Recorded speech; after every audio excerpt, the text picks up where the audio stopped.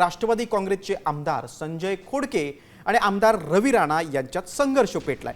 मतांच्या विभाजनामुळे पराभव झाल्याचे सांगत खोडकेंनी राणांची साथ असेल तर भाजपसोबत जाणार नाही अशी भूमिका घेतली आहे। तर दुसरीकडे रवी राणांनी राष्ट्रवादीची गरज नसल्याचं म्हणत बहुमतानं सत्ता स्थापनेचा दावा केलाय।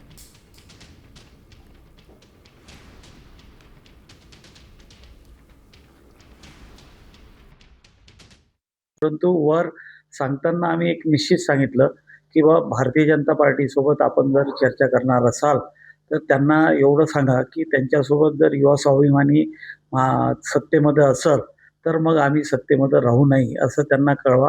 कारण की आम्हाला लोकल लेवलवर आम्हाला युवा स्वाभिमानी सोबत आणि भारतीय जनता पार्टी अशी एकत्रित सत्ता स्थापन करण्यात कोणताही रस नाही।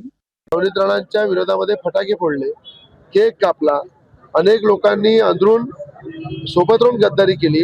अशा लोकांना महानगरपालिकेमध्ये धडा शिकवण्याचं काम युवा स्वाभिमान पार्टीच्या माध्यमातून जनतेने केलेलं आहे। आणि मला असं वाटतं की मुख्यमंत्र्यांचा आशीर्वाद माझ्यासोबत आहे, मुख्यमंत्री माझ्यासोबत आहे, महसूल मंत्री माझ्यासोबत आहे, म्हणून छोट्या मोठ्या फटाके खाली वाजत राहतात, त्या फटाक्याची मी काळजी करत नाही। राष्ट्रवादीची आम्हाला कुठेही गरज नाहीये आणि या ठिकाणी पूर्ण बहुमताने भारतीय जनता पार्टीचा महापौर बनणार।